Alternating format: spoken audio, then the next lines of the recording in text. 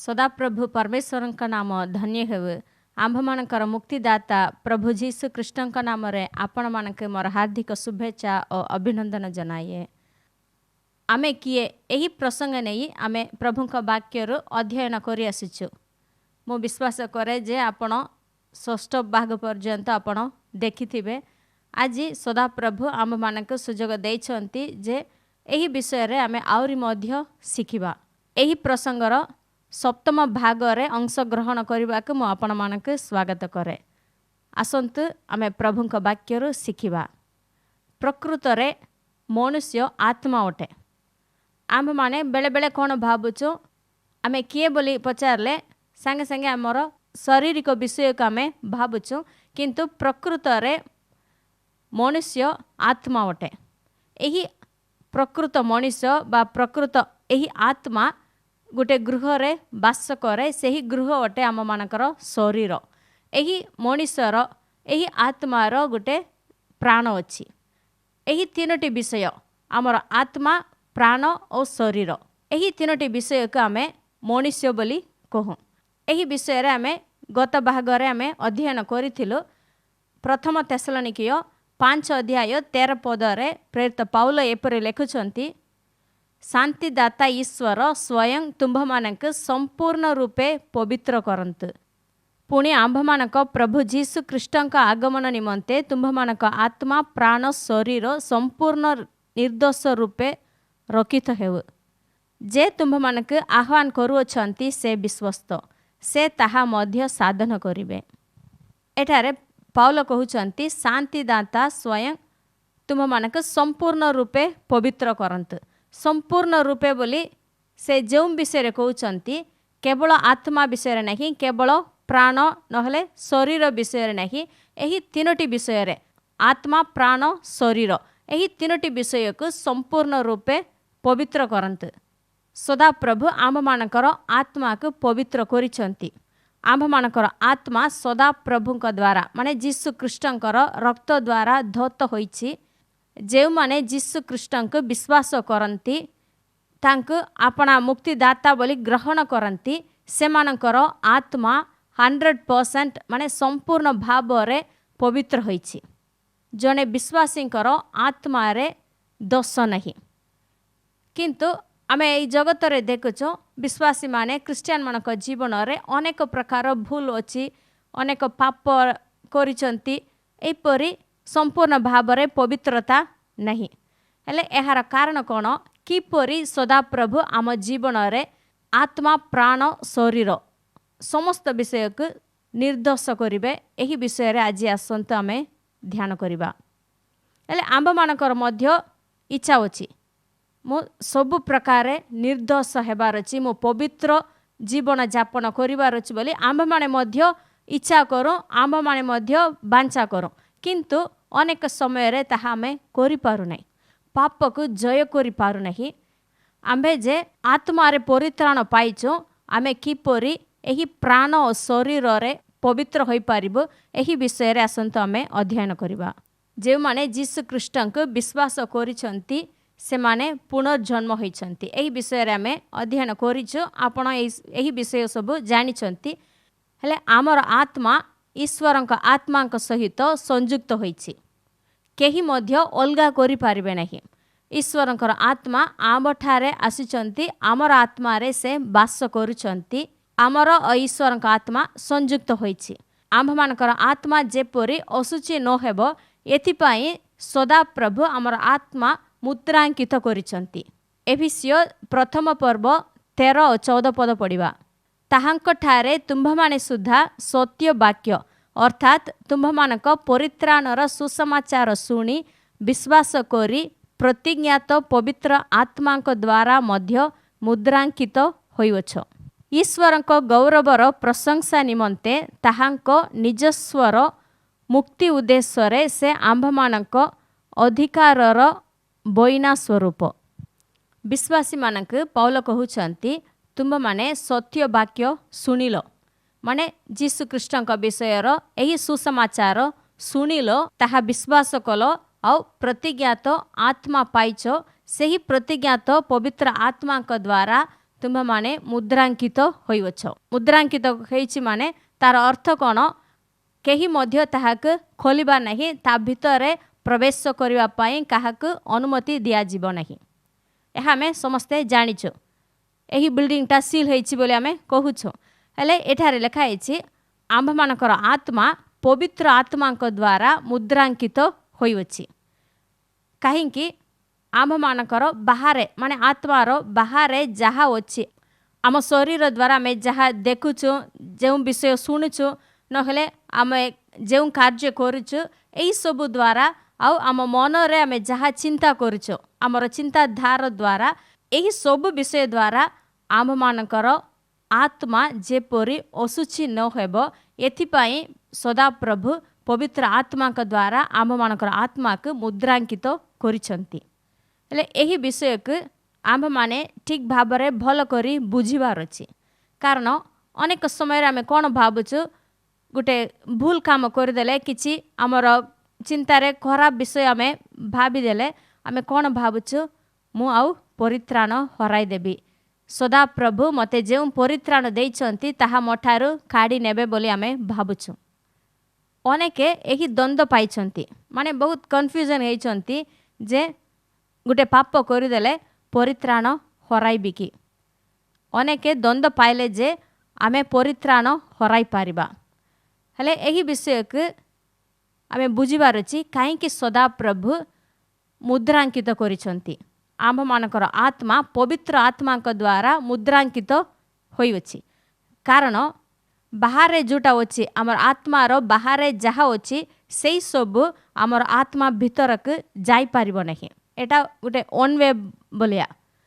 ବଡ଼ ବଡ଼ ସହରରେ ୱାନ୍ ୱେ ଅଛି, ମାନେ ଗୋଟେ ସାଇଡ଼୍ରୁ ଯାଇପାରିବ ଆଉ ଅପୋଜିଟ୍ ସାଇଡ଼୍ରେ ତାହା ଯାଇପାରିବ ନାହିଁ। ହେଲେ ଆମ୍ଭମାନଙ୍କର ଆତ୍ମାର ବାହାରୁ କିଛି ତା ଭିତରକୁ ପଶିପାରିବ ନାହିଁ, କିନ୍ତୁ ଆତ୍ମାର ଅନ୍ତରରୁ ସମସ୍ତ ବିଷୟ ବାହାରକୁ ଆସିପାରିବ। ଆମମାନଙ୍କର ଆତ୍ମାରେ ପବିତ୍ର ଆତ୍ମା ଅଛନ୍ତି। ଈଶ୍ୱରଙ୍କର ସେହି ସ୍ୱଭାବ, ଈଶ୍ୱରଙ୍କର ସ୍ୱଭାବ, ପବିତ୍ର ଆତ୍ମାଙ୍କର ନେଚର ଆମମାନଙ୍କ ଆତ୍ମାରେ ଅଛି।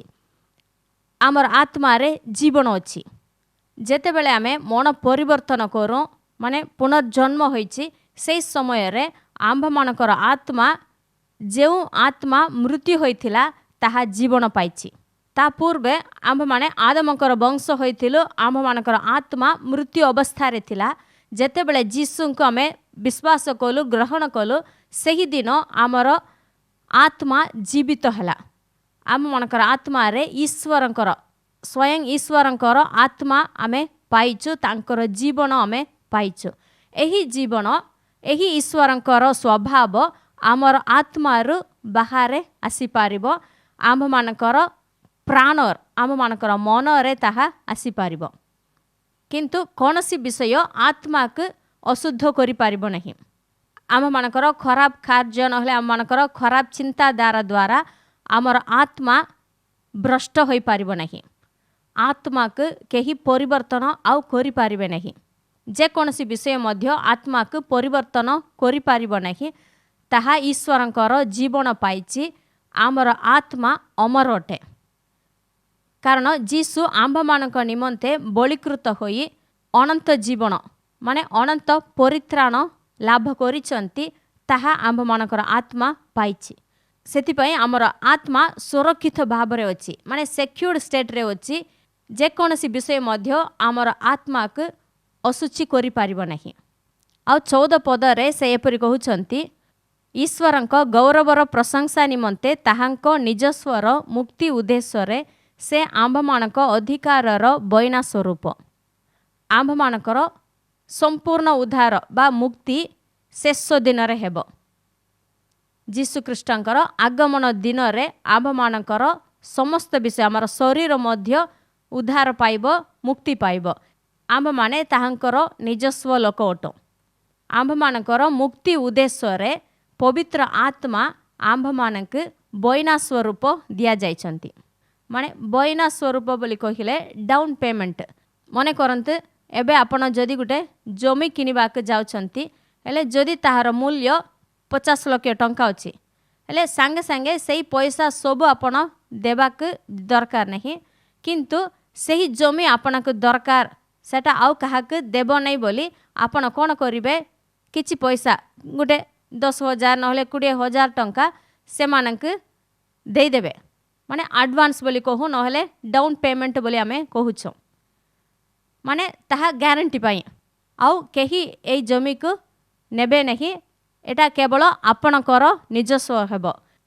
ग्यारंटी पाई आमे आगरु किछि टंका आमे देई थाउ, हेले एटारे लेखा आइछि सदा प्रभु आंभ माने जे तांकर निजस्व आंभ मानकर मुक्ति उद्देश्य रे से पवित्र आत्मा को बयना स्वरूप देइछंती। हेले इंग्रजी रे परचेस्ड पोसेशन बोली लेखा आइछि। आंभ मानक से परचेस करछंती माने आमे पैसा देकी किछि विषय किनिचो, ठीक सेही परी सदा प्रभु मूल्य देई आंभ मानक किनिछंती। हिंदी रे एही पद एपर लेखा आइछि, वह उसके मोल लिए हुओं के छुटकारे के लिए हमारी मीरास का बयाना है कि उसकी महिमा की स्तुति हो। उसके मोल लिए हुओं के छुटकारे के लिए सदा प्रभु आंभ मानक निमंते जीसु ख्रीष्टन को मूल्य स्वरूपे देइचंती, ताहा द्वारा आंभ माने तांकर निजर लोक होइचो। शेष दिन रे से आसीबे आउ आंभ मानक मुक्त करिबे। सही दिन पर्यंत आंभ मानक मुक्ति उद्देश्य रे पवित्र आत्मा के बयना स्वरूप देइचंती। आज सदा प्रभुंकर आत्मा पवित्र आत्मा आपनक ठारे अछंती, आपनक अंतर रे वास करूछंती। ताहा कोन बुझाए आपण ईश्वरंकर निजस्व लोक अटंती। दिने आसीबो सदा प्रभु आपनक संपूर्ण भाव रे मुक्त करिवे, माने आंभ मानकर एही शरीर मध्य एही क्षय शरीर अक्षय लाभ करिवो। सही दिन आंभ माने संपूर्ण भाव रे मुक्त हेबो। पवित्र ईश्वरंकर आत्मा पवित्र आत्मा आंभ मानक आत्मा रे वास करूछंती, संयुक्त होइचंती बोली कहिले केते लोक मानकर विश्वास करिवा पाई टिके कष्ट लागुछि। यात्रा पुस्तक 25 पर्व 8 पद में पढ़िबा, से माने आंभ निमंते गोटिए पवित्र स्थान निर्माण करंतु, तोहिरे आंबे सेमानक मध्य रे वास करिबा। सदा प्रभु समागम तंबु से आवास निर्माण करिवा पाई मोसांक आज्ञा देइछंती। हेले से कहउचंती आंबे सेमानक मध्य रे वास करिबा। सदा प्रभु परमेश्वर पवित्र अटंती, से किपरि एही पापी मनुष्य मानक मध्य रे गोटे तंबु रे वास करि पारिबे। एही विषय को चिंता कले आम मानक आश्चर्य लागिबो। से आकाश पृथ्वीर निर्माणकर्ता, से पवित्र पवित्र बोली सदा सर्वदा प्रशंसा पाउंती। सही ईश्वर पापी मानक मध्य रे किपरि वास करिवे। हेले किए कहिबे से माने इस्राएलीय संतानगण, से माने अब्राहमकर वंश थिले, सेतिपाई सदा प्रभु सेमानक मध्य रे तंबुरे वास कले बोली आमे कहि पारिबो। किंतु शारीरिक भाव रे जदि आमे देखिबा, से माने कोनसी प्रकार विशेष लोक नहंती। से माने मिस्रीय मानक अपेक्षा भल लोक, सेतिपाई सदा प्रभु सेमानक मध्य रे वास करिबा के चाहिए बोली आमे कहिबो नै। से माने अब्राहमकर वंश थिले, अब्राहमकर रक्त सेमानक शरीर रे बहु थिला, सेतिपाई सदा प्रभु वास करिबा के चाहिए। सेमिति नहीं, से माने किपरि ईश्वरक दृष्टि रे विशेष लोक हेले। अब्राहमक सहित सदा प्रभु एक नियम करिथिले। आदि पुस्तक 15 अध्याय रे एही विषय रे लेखा आइछि। अब्राहमक सहित तांकर चुक्ति करा जाइथिला। केवल सही नियम ही एही इस्राएल मानक सदा प्रभुक दृष्टि रे विशेष कला। सही नियम ही से मानक स्वतंत्र करि पारिछि। सही नियम हेतु सदा प्रभु सेमानक मध्य रे वास करिबाक चाहिए। इस्राएल मानक मध्य रे सही तंबु रे सर्वशक्तिमान सदा प्रभु परमेश्वर वास करिथिले। आज सही ईश्वर आंभ मानक आत्मा रे वास करुछंती। एही विषय को आमे विश्वास करि हेबो, आमे देखि हेबो नै, किंतु आमे विश्वास करिबा। ईश्वरक वाक्य कहुछि ताहांकर आत्मा आंभ मानकर आत्मा सहित संयुक्त होइछि। सदा प्रभु आंभ मानक आत्मा रे वास करुछंती। काहेकि आमे किछि बड़ लोक नहीं, आमे माने बहुत शिक्षा प्राप्त होइछि, सेतिपाई सदा प्रभु आमे हृदय रे वास करुनाहांती। आम्भमानक पारिवारिक पृष्ठभूमि बहुत भल अच्छी मु बहुत बड़ परिवार मु आसीची ताहा नुहे जार आर्थिक स्थिति बहुत भल अच्छी जे मानकर बहुत धन संपत्ति अच्छी से मानक आत्मा रे से बास करूनाहांती किंतु सदा प्रभु आज आपण को मते मनोनीत करिसंती से आम्भमानक आत्मा रे से बास करुचंती एहा किपरि संभव हैला कल्वरी क्रूसरे जीसु ख्रीष्टଙ୍କ द्वारा से आम्भमानक सहित एक नूतन नियम स्थापन करिसंती जीसु ख्रीष्टଙ୍କର ସେହି रक्त द्वारा ସେହି नूतन नियम द्वारा आज आम्भमाने विशेष लोक होइछ सदा प्रभु आम्भमानक आत्मा रे बास करबाक इच्छा करिसंती पुरातन नियम रे ईश्वरଙ୍କର मंदिर थिला ता पूर्व रे मोसाଙ୍କ द्वारा ସେହି तंबू निर्माण करा जायथिला सेही विषय रे एब्री 9 पर्व रे लेखाइछि एब्री 9 अध्याय प्रथम पदर आमे पढ़िबा प्रकृत रे सेही प्रथम नियमर मध्य उपासना संबंधी नाना विधि विधान और गोटिए पार्थिव पवित्र स्थान थिला कारण गोटिए तंबू निर्मित होइथिला सेथिर प्रथम भाग रे दीपवृक्ष मेज और दर्शनी रोटी थिला ताहाकु पवित्र स्थान बोली कहंती पुणी द्वितीय जवनिकार पश्चात रे तंबूर जेउ भाग थिला ताहाकु महापवित्र स्थान बोली कहंती मोसाଙ୍କ द्वारा जेउ आवास करा जायथिला सेथिरे 3टा भाग थिला प्रथमे बाहारे प्रांगण थिला सेही प्रांगण रे पितलर यज्ञ वेदी थिला सेही यज्ञ वेदी रे पाप निमंते बलि उत्सर्ग करा जाउथिला आउ पितलर जलकुंड सेठारे थिला आउ ता भितरे पवित्र स्थान थिला सेही पवित्र स्थान रे दीपवृक्ष मेज और दर्शनी रोटी थिला ताहापरे आउ भितरे गले महापवित्र स्थान थिला सेही महापवित्र स्थान रे केही मध्य प्रवेश करि पारिबे नहीं केवल वर्षक थरे महायाजक से रक्त नेई भितरक प्रवेश करि पारिबे जेउ माने अपना पाप निमंते बलि उत्सर्ग करबा का आसंती जिहुदी माने सेही प्रांगण पर्यंत आसी पारिबे किंतु विजातीय माने सेही प्रांगण भितरक भी आसी पारिबे नहीं से माने बाहर ही ठिया हेबार अछि पितलर सेही यज्ञ वेदी रे बलि उत्सर्ग कला परे सेही रक्त घेनी याजक माने पवित्र स्थान को जांती सेही पवित्र स्थान को जीवा पूर्वे से माने सेही पितलर जलकुंडर पानी रे हाथ गोड़ धोइबे केवल से पानी रे धोइले से माने भीतर के प्रवेश करि पारबे नहीं बलि उत्सर्ग करा जिबार अछि सेही रक्त औ ताहा परे एही पानी रे प्रक्षालन कला परे से माने पवित्र स्थान रे प्रवेश करिवे सेही पवित्र स्थान रे सदा प्रभुंकर उपासना आराधना करिवा पई जहा करिवा कथा सेही नियम अनुसार से माने करिवे किंतु महापवित्र स्थान रे केवल महायाजक वर्षक थरे प्रवेश करिवे सेही महापवित्र स्थान रे स्वर्णर धूप वेदी और नियम सिंधुक थिला सेही नियम सिंधुक उपरे पापाच्छादन ताकु छाया करथिबा पई 2टी किरूब थिले हेले एही विषय के केही देखि नाहंती महापवित्र स्थान भितरे जहा अछि केही ताहा देखि नाहंती किंतु समस्ते ताहा विश्वास कले जे बाहरे बलि देवा पई आसीचंती से माने आउ पवित्र स्थान रे जे माने आराधना करूचंती समस्ते विश्वास कले जे सदा प्रभुंकर उपस्थिति महापवित्र स्थान रे अछि बोली आज एही 3टी विषय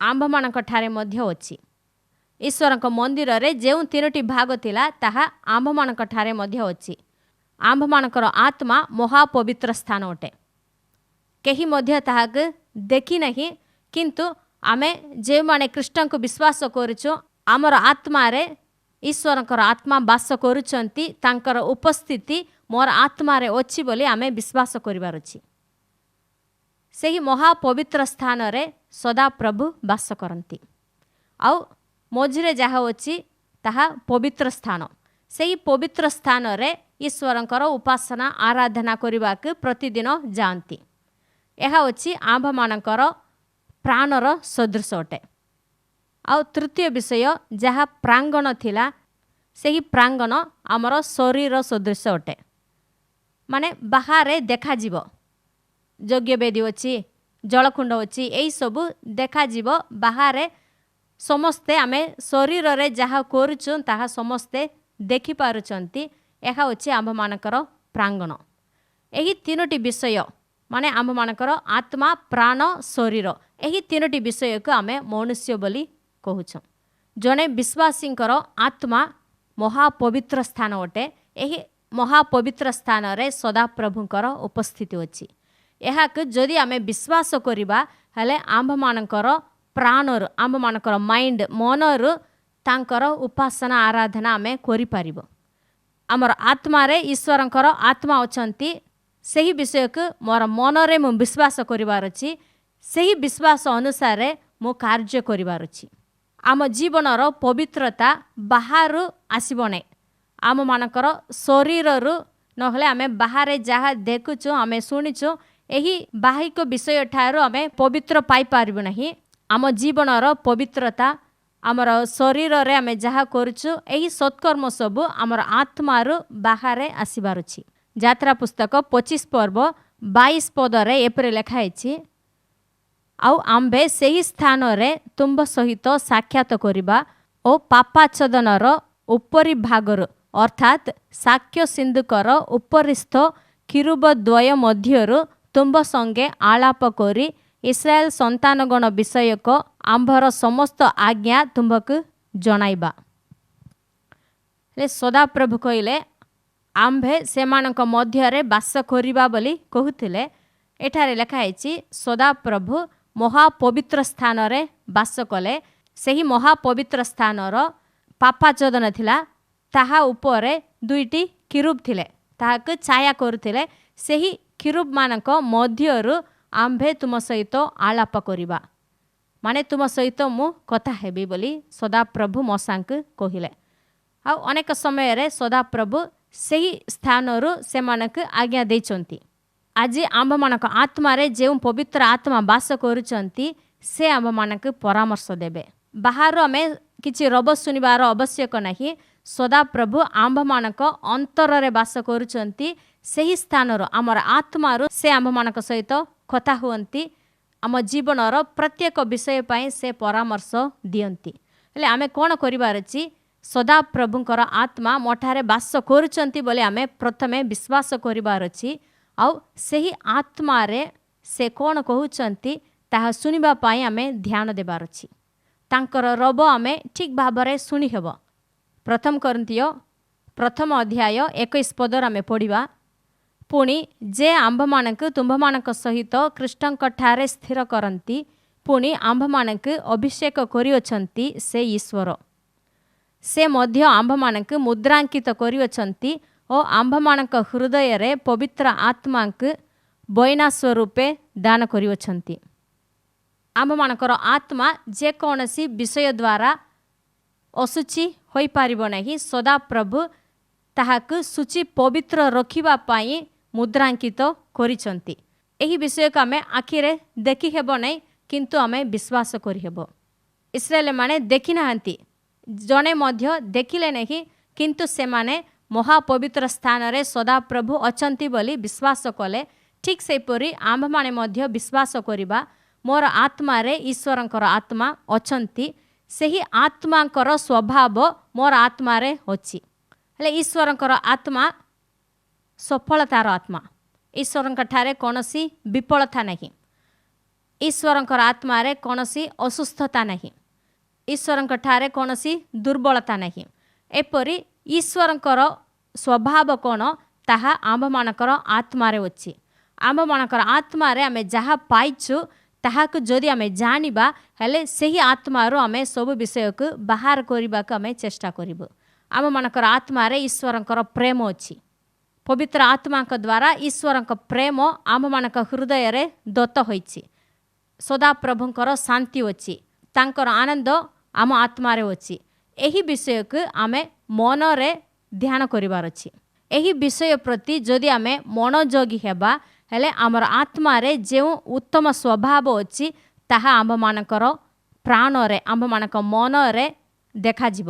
ଅନେକ ସମୟରେ ଆମେ କ'ଣ ଭାବୁଛୁ, ଆମେ ଏହି ଜଗତରେ ଅଛୁ, जगतरे समस्तंकर रोग हेउची सेथिपाई आमर मध्य रोग हेबो समस्तंकर कष्ट अछि अनेक लोकंक जीवन रे विफलता अछि हेले आमर मध्य तो विफलता अछि आमे जगतरे थिबा पर्यंत आमे एमिति रहिबा पड़िबो बोली आमे भाबुछो किंतु एही विषय को आमे मने रखिबार अछि जे आम्भ मानक ठारे जेउ ईश्वरंकर आत्मा अछि सेही आत्मा आम मानके जेउ विषय सब देइचंती ताहाक आमे मने ध्यान करिबार अछि जदि सब बेले सेही विषय को आपण ध्यान करूथिबे ताहा आपणकर जीवन रे आपणक शरीर रे देखा जिवो जीसु ख्रीष्ट मो पई कल्वरी क्रूस रे सुस्थता रोजगार करिचंती ताहा मोर आत्मा रे अछि बोली जदि आपण विश्वास करिवे सब बेले ताहा ध्यान करिवे ईश्वरक वाक्य जहा कहूची ताहाक सब बेले जदि आपण स्वीकार करिवे हेले आपणकर मन रे सेही सुस्थता पाइबे मन रे जदि सुस्थता पाइबे हेले आपणक शरीर रे ताहा देखा जिवो आपणकर अंग प्रत्यंग सब सुस्थता पाइबो हेले आम मानकर सुस्थता आमे बाहर आमे पाइबाक नहीं आम मानकर आत्मा रे अछि जेउ स्वभाव ईश्वरंकर स्वभाव आम मानकर आत्मा रे अछि हेले एही विषय का आमे न जानि थिबारु आमे अन्य विषय रे चेष्टा करिबाक आमे लागुछो प्रथम पितर 3 अध्याय रे पितर एही विषय को लेखुछंती प्रथम पदर आमे पढिबा सेही परी हे भार्या माने तुम्भ माने आपना आपना स्वामींकर भसीभूता हुओ जेपरी सेमानक मध्यरु केही केही वाक्यर अनाज्ञ बह हेले सुद्धा तुम्भ मानकर सभय सदाचरण देखि वाक्य बिनु आपना आपना भार्यार आचरण द्वारा परिवर्तित हेबे पुणी केश बेश सुवर्ण आभरण और सुंदर वस्त्र परिधान एपरी जेउ बाह्य भूषण ताहा तुम्भ मानकर भूषण न होई हृदय रे जेउ कोमल और शांतियुक्त गुप्त स्वभाव ईश्वरंक दृष्टि रे बहुमूल्य ताहा ही तुम्भ मानकर अक्षय भूषण हेउ अनेके एही पद नेइकी से माने कोन कहउचंती देखिलो अलंकार पिंदिबा भूल ताहा पाप बोली पितर कहिचंती आम माने भलो ड्रेस आमे पिंधिबार नै आमे सब बेले धला ड्रेस पिंधिबाटा उत्तम एपरी अनेक कथा कहउचंती किंतु आमे प्रकृत रे पितर जहा कहउचंती ताहा को आमे बुझिबार अछि से कोन कहउचंती भार्या माने तुमर बाहिक भूषण काम देबो नहीं जदि तुमर स्वामी ईश्वरंकु पाई नाहंती माने से विश्वास कर नाहंती हेले तुम्भ मानकर आचरण द्वारा से मानक बिना वाक्य रे माने किछि न कहिले भी से माने परित्राण पाइबे से मानकर मन परिवर्तन हेबा पाई तुमे सुंदर सुंदर वस्त्र परिधान करिवार आवश्यक नहीं तुमे रूपा कि सुना रे बहुत अलंकार पिंधिले से माने परिवर्तन हेबे नहीं मात्र तुम्भ मानक हृदय रे जेउ कोमल और शांतियुक्त स्वभाव अछि माने जेउ स्वभाव गुप्त रे अछि ताहाकु परिधान करो सही कोमल और शांतियुक्त स्वभाव ईश्वरंक दृष्टि रे भल अटे ताहा ईश्वरंक दृष्टि रे बहुमूल्य अटे सही बहुमूल्य भूषण तुमे परिधान करो ताहा तुम्भ मानकर अक्षय भूषण हेउ जने स्त्री अलंकार पिंधिले भी न पिंधिले भी सही विषय रे इठारे कहा जाय नै से कोन कहउचंती बाह्य भूषण द्वारा काहाको आमे परिवर्तन करि पारिबु नहीं केवल आम्भ मानक हृदय रे माने आम्भ मानकर आत्मा रे गुप्त भाव रे गुटे स्वभाव अछि एही स्वभाव कुट रसला हृदय रे जेउ कोमल और शांतियुक्त स्वभाव गुप्त भाव रे अछि माने आम्भ मानकर आत्मा रे ईश्वरंकर सेही स्वभाव अछि सेही स्वभाव को तुमे देखाओ ईश्वरंक आत्मा मो आत्मा रे वास करूचंती बोली जदि आपण विश्वास करिवे आउ सेही विषय को ज्ञान पाई जदि सब बेले ताहा आपणक मन रे ध्यान करिवे हेले आपणकर आचरण सब ठीक हेबो ताहाक देखिले स्वामी माने शिक्षा न सुनिले भी आपे आपे मन परिवर्तन हेबे आपणक ठारे जेउ आत्मा अछंती सेही आत्मांकर स्वभाव को से माने देखि पारिबे एही विषय रे आमे मनोजोगी हेबार अछि मोर आत्मारे जो ईश्वरंकर स्वभाव अच्छी सही स्वभाव को मु देखाइबी सही विषय रे जदि आमे मनोयोगी हेबा हेले सही स्वभाव आम मानकर जीवन रे प्रकाश पाइबो।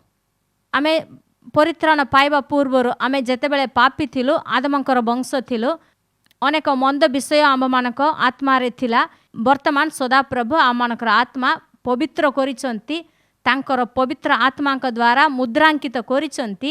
जदि सदा सर्वदा सही स्वभाव विषय रे मनोयोगी हेबा ध्यान करिबा हेले ताहा आम मानकर शरीर द्वारा आम मानकर कार्यकलाप द्वारा प्रकाश पाइबो। आम मानकर शरीर कहीं सदाप्रभु देइचंती आम मानकर इच्छा साधन करिबा पई सदाप्रभु आमर शरीर को देई नाहंती। आम माने जीसु ख्रीष्टंकर सुसमाचार घोषणा करिबा पई सदाप्रभु आम मानक एही शरीर देइचंती।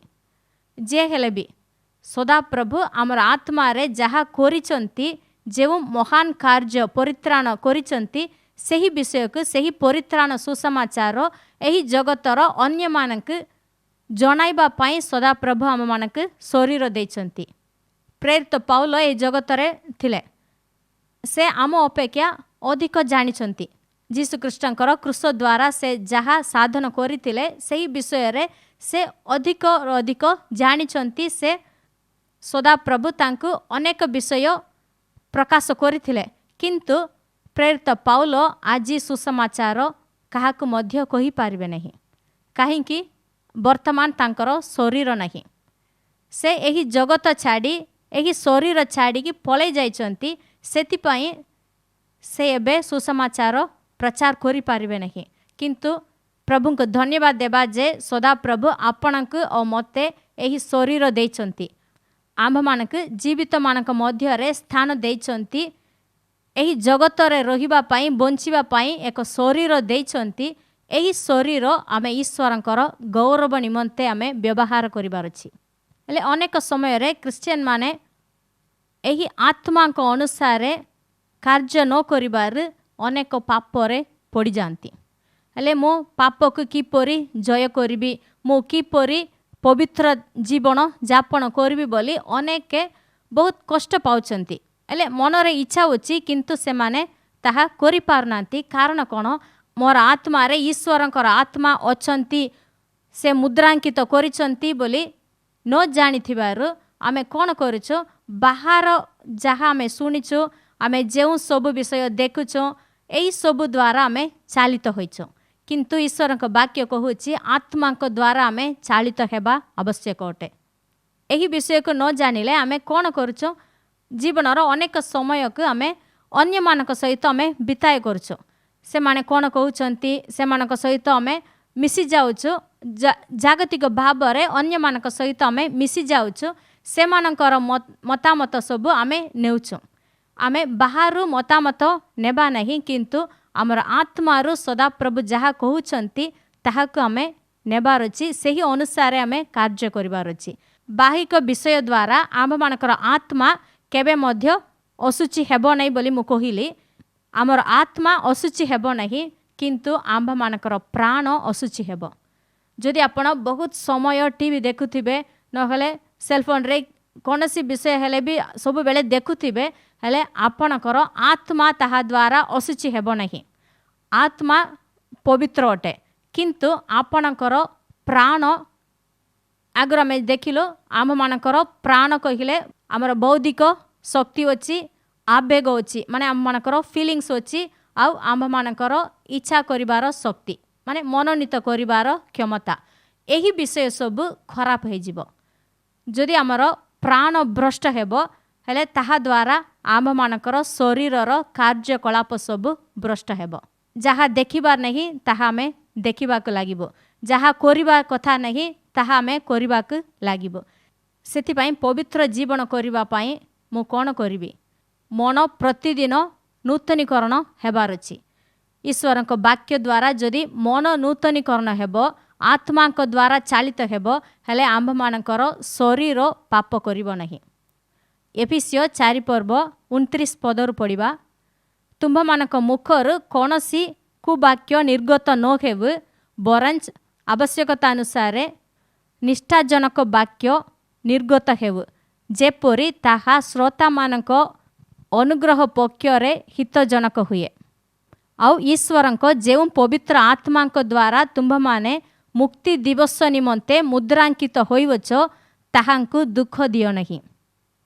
ସମସ୍ତ ପ୍ରକାର କଟୁଭାବ, ରାଗ, କ୍ରୋଧ, କଳହ ଓ ନିନ୍ଦା, ପୁଣି ସମସ୍ତ ପ୍ରକାର ହିଂସା ତୁମ୍ଭମାନଙ୍କଠାରୁ ଦୂର ହେଉ। ଏଠାରେ ମଧ୍ୟ କହୁଛନ୍ତି ଯେଉଁ ପବିତ୍ର ଆତ୍ମାଙ୍କ ଦ୍ୱାରା ତୁମ୍ଭମାନେ ମୁକ୍ତି ଦିବସ ନିମନ୍ତେ ମୁଦ୍ରାଙ୍କିତ ହୋଇଅଛ। ବାରମ୍ବାର ଏହି ବିଷୟକୁ ସେ କହୁଛନ୍ତି। ଆମ୍ଭମାନଙ୍କର ଆତ୍ମା ମୁଦ୍ରାଙ୍କିତ ହୋଇଅଛି। ସେହି ଯେଉଁ ପବିତ୍ର ଆତ୍ମାଙ୍କ ଦ୍ୱାରା ଆମେ ମୁଦ୍ରାଙ୍କିତ ହୋଇଅଛୁ, ସେହି ଆତ୍ମାଙ୍କୁ ଦୁଃଖ ଦିଅ ନାହିଁ। ଯଦି ଆମେ କୁବାକ୍ୟ କହିବା, ଆମମାନଙ୍କର କଥାବାର୍ତ୍ତାରେ ନହେଲେ ଚାଲିଚଳନରେ ଆମେ କିଛି ଭୁଲ କରିବା, ହେଲେ ସେହି ସମୟରେ ଯେଉଁ ପବିତ୍ର ଆତ୍ମା ଆମମାନଙ୍କୁ ମୁଦ୍ରାଙ୍କିତ କରିଛନ୍ତି, ସେହି ଆତ୍ମା ଦୁଃଖିତ ହେବେ। ସେଥିପାଇଁ ସେହି ପବିତ୍ର ଆତ୍ମାଙ୍କୁ ଦୁଃଖ ଦିଅ ନାହିଁ ବୋଲି କହୁଛନ୍ତି। ହେଲେ ଏହି ବିଷୟକୁ ଆମେ ଧ୍ୟାନ ଦେବାର ଅଛି। ଯେଉଁ ପବିତ୍ର ଆତ୍ମା ତୁମମାନଙ୍କୁ ଦିଆଯାଇଛି, ସେହି ପବିତ୍ର ଆତ୍ମା ତୁମମାନଙ୍କୁ ଛାଡ଼ିକି ପଳେଇବେ ବୋଲି ସେ କହୁନାହାନ୍ତି। ସେହି ଆତ୍ମା ଦୁଃଖିତ ହେବେ। ସେଥିପାଇଁ ଆମେ ସେହି ପବିତ୍ର ଆତ୍ମାଙ୍କୁ ଦୁଃଖ ଦେବା ନାହିଁ। ମୁଁ ଜନ୍ମରୁ ସେମିତି ଏକା, ମୁଁ ସବୁବେଳେ ମୁଁ ଏପରି ରାଗିବି, ମୁଁ ବହୁତ କ୍ରୋଧ କରିବି ବୋଲି ଆମେ କହିବା ନାହିଁ। କାରଣ ବର୍ତ୍ତମାନ ଆମେ ନୂତନ ସୃଷ୍ଟି ହୋଇଛୁ। ସଦାପ୍ରଭୁ ଆମ୍ଭମାନଙ୍କୁ ପୁନର୍ଜନ୍ମ ଦେଇଛନ୍ତି। ଏବେ ଆମେ ତାଙ୍କର ସନ୍ତାନ ହୋଇଛୁ। ତାଙ୍କର ପବିତ୍ର ଆତ୍ମାଙ୍କର ସେହି ସ୍ୱଭାବ, ଈଶ୍ୱରଙ୍କର ସ୍ୱଭାବ ଆପଣଙ୍କ ଠାରେ ଅଛି।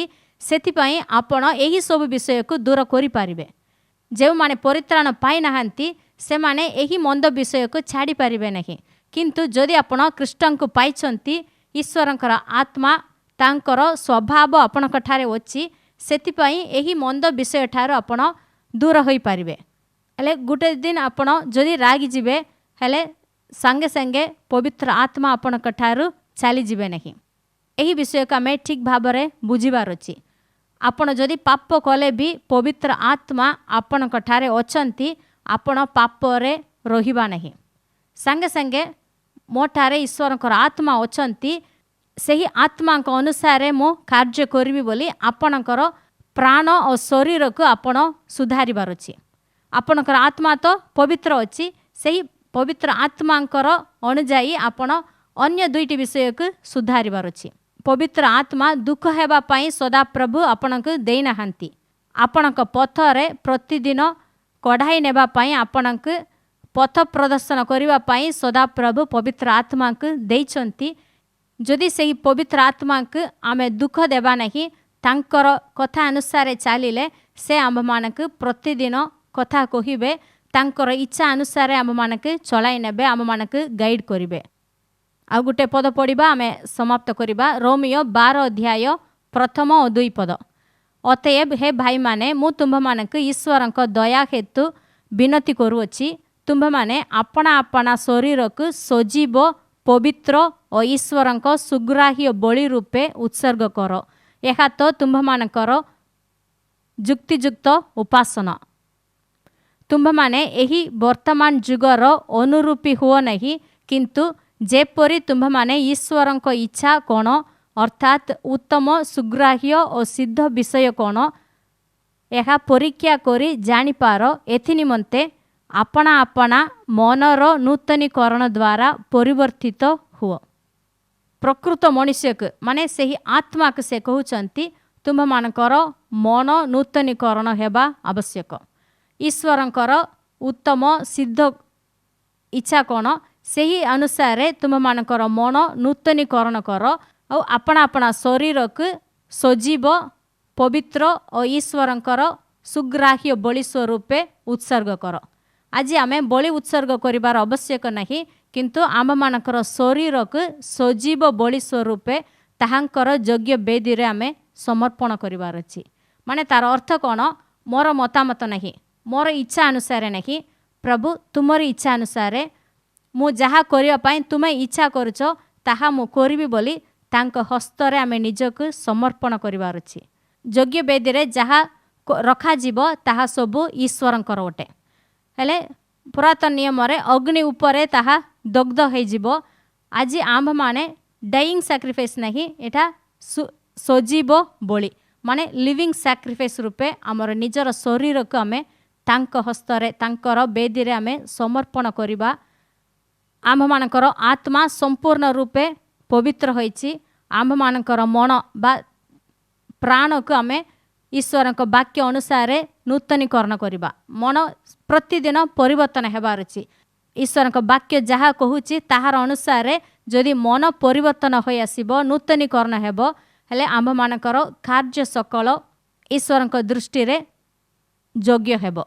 ଆମର ଜୀବନ ଦ୍ୱାରା, ଆମର ପରିବାର, ଆମର ପିଲାମାନଙ୍କ ଜୀବନ ଦ୍ୱାରା ଆମେ ଈଶ୍ୱରଙ୍କର ଗୌରବ ସମ୍ଭ୍ରମ କରିହେବ। ଆସନ୍ତୁ ଆମେ ପ୍ରାର୍ଥନା କରିବା। ହେ ଆମ୍ଭମାନଙ୍କର ଦୟାଳୁ ପିତା ପରମେଶ୍ୱର, ତୁମର ପବିତ୍ର ମହାନାମର ଧନ୍ୟବାଦ ଦେଉଛୁ ବାପା। ଆମ୍ଭମାନଙ୍କର ମୁକ୍ତିଦାତା ପ୍ରଭୁ ଯୀଶୁ ଖ୍ରୀଷ୍ଟଙ୍କ ନାମରେ ତୁମ ନିକଟକୁ ଆମେ ଆସିଛୁ ବାପା। ତୁମର ଏହି ଜୀବନ୍ତ ବାକ୍ୟ ପାଇଁ ତୁମକୁ ଧନ୍ୟବାଦ ଦେଉଛୁ ପ୍ରଭୁ। ତୁମେ ଆମ୍ଭମାନଙ୍କୁ ମନୋନୀତ କରିଅଛ ପ୍ରଭୁ। ଆମ୍ଭମାନେ ବିଶେଷ ଲୋକ ବୋଲି ନାହିଁ ପ୍ରଭୁ, ଯୀଶୁ ଖ୍ରୀଷ୍ଟଙ୍କ ଦ୍ୱାରା ତୁମେ କଲବରୀ କ୍ରୁଶରେ ଯେଉଁ ନିୟମ ଆମ୍ଭମାନଙ୍କ ସହିତ କରିଅଛ, ସେହି ନିୟମ ଅନୁସାରେ ପ୍ରଭୁ ତୁମେ ଆମଠାରେ ବାସ କରୁଛ। ଆମ୍ଭମାନଙ୍କର ଆତ୍ମାରେ ପବିତ୍ର ଆତ୍ମା ବାସ କରୁଛନ୍ତି। ଏଥିପାଇଁ ପ୍ରଭୁ ତୁମକୁ ଧନ୍ୟବାଦ ଦେଉଛୁ ବାପା। ଆମ୍ଭମାନଙ୍କୁ ପ୍ରଭୁ ପବିତ୍ର ଆତ୍ମାଙ୍କ ଦ୍ୱାରା ତୁମେ ମୁଦ୍ରାଙ୍କିତ କରିଅଛ ମୁକ୍ତି ଦିବସ ନିମନ୍ତେ। ପବିତ୍ର ଆତ୍ମାଙ୍କ ଦ୍ୱାରା ପ୍ରଭୁ ଆମର ଆତ୍ମାକୁ ତୁମେ ମୁଦ୍ରାଙ୍କିତ କରିଅଛ, ସେଥିପାଇଁ ଧନ୍ୟବାଦ ଦେଉଛୁ ବାପା।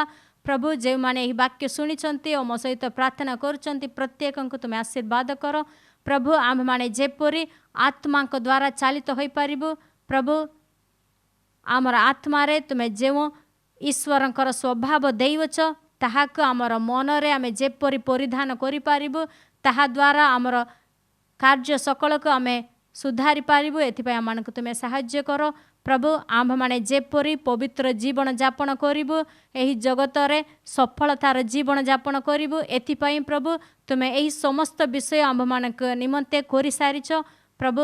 ସେହି ବିଷୟରେ ଆଜି ଆମମାନଙ୍କୁ ତୁମେ ଶିକ୍ଷା ମଧ୍ୟ ଦେଇଛ, ସେଥିପାଇଁ ଧନ୍ୟବାଦ ଦେଉଛୁ ବାପା। ପ୍ରଭୁ ଆମର ଜୀବନ ପାଇଁ ଯାହା ସବୁ ଆବଶ୍ୟକ ଅଛି, ଆମର ସୁସ୍ଥତା, ପ୍ରେମ, ଆମ ଜୀବନର ସମୃଦ୍ଧି, ଏହି ସବୁ ବିଷୟ ପାଇଁ ପ୍ରଭୁ ତୁମେ କଲବରୀ କ୍ରୁଶରେ ସବୁ ସାଧନ କରିଥିଲ। ସେହି ଆଶୀର୍ବାଦ ସବୁ ଆମର ଆତ୍ମାରେ ତୁମେ ଦେଇଅଛ ପ୍ରଭୁ। ଆମେ ତାହା ଯେପରି ବାହାରେ ଆଣିପାରିବୁ, ଏଥିପାଇଁ ଆମମାନଙ୍କୁ ତୁମେ ସୁବୁଦ୍ଧି ଦିଅ, ତୁମରି ଜ୍ଞାନ ଦିଅ ପ୍ରଭୁ। ତୁମରି ବାକ୍ୟ ପ୍ରତି ଆମେ ଯେପରି ଲାଗି ରହିବୁ, ତୁମରି ବାକ୍ୟ ଅନୁସାରେ ଚାଲିବାକୁ ଆମମାନଙ୍କୁ ତୁମେ ଶକ୍ତି ପ୍ରଦାନ କର, ତୁମେ ଆଶୀର୍ବାଦ କର ପ୍ରଭୁ। ଯେଉଁମାନେ ରୋଗଗ୍ରସ୍ତ ହୋଇଛନ୍ତି, ପୀଡ଼ିତ ଅବସ୍ଥାରେ ଅଛନ୍ତି, ପ୍ରତ୍ୟେକଙ୍କୁ ତୁମେ ଆଶୀର୍ବାଦ କର ପ୍ରଭୁ। ଯୀଶୁ ଖ୍ରୀଷ୍ଟଙ୍କ ନାମରେ ତୁମେ ସେମାନଙ୍କୁ ସୁସ୍ଥ କର ପ୍ରଭୁ। ସେମାନଙ୍କ ଆତ୍ମାରେ ଯେଉଁ ସୁସ୍ଥତା ତୁମେ ଦେଇଅଛ, ତାହା ଯେପରି ସେମାନଙ୍କ ମନରେ ଆଉ ଶରୀରରେ ଦେଖାଯିବ, ଏଥିପାଇଁ ତୁମେ ସାହାଯ୍ୟ କର ପ୍ରଭୁ। ତୁମେ ଯେଉଁ ଆଶୀର୍ବାଦ ସବୁ ଆମର ଆତ୍ମାରେ ଦେଇଛ, ତାହା ସବୁ ଯେପରି ଆମ୍ଭମାନଙ୍କର ଜୀବନରେ, ପରିବାରରେ ପ୍ରଭୁ, ଆମମାନଙ୍କର କାର୍ଯ୍ୟକ୍ଷେତ୍ରରେ, ସେବା କାର୍ଯ୍ୟରେ ଆମେ ପ୍ରକାଶ କରିପାରିବୁ, ଏଥିପାଇଁ ଆମମାନଙ୍କୁ ତୁମେ ସାହାଯ୍ୟ କର ପ୍ରଭୁ। ଆମମାନଙ୍କର ପ୍ରାଣ ଓ ଶରୀର ଦ୍ୱାରା ଆମେ ଯେପରି ତୁମରି ଗୌରବ କରିପାରିବୁ, ଏଥିପାଇଁ ଆମମାନଙ୍କୁ ତୁମେ ସାହାଯ୍ୟ କର, ତୁମେ ଆଶୀର୍ବାଦ କର ଆମମାନଙ୍କର ଜୀବନ ଦେଇ ପ୍ରଭୁ। କେବଳ ତୁମେ ମହିମା ପାଅ, ସମ୍ଭ୍ରମ ପାଅ। ଏହି ପ୍ରାର୍ଥନା ନାଜରେତୀୟ ଯୀଶୁ ଖ୍ରୀଷ୍ଟଙ୍କ ନାମରେ ମାଗିଲି, ଆମେନ୍। ଯଦି ଆପଣ ଏହି ବାର୍ତ୍ତା ଦ୍ୱାରା ଆଶୀର୍ବାଦ ପାଇଛନ୍ତି, ତେବେ ଆପଣଙ୍କର ବନ୍ଧୁ ଏବଂ ସମ୍ପର୍କୀୟମାନଙ୍କୁ ଏହା ସେୟାର କରନ୍ତୁ।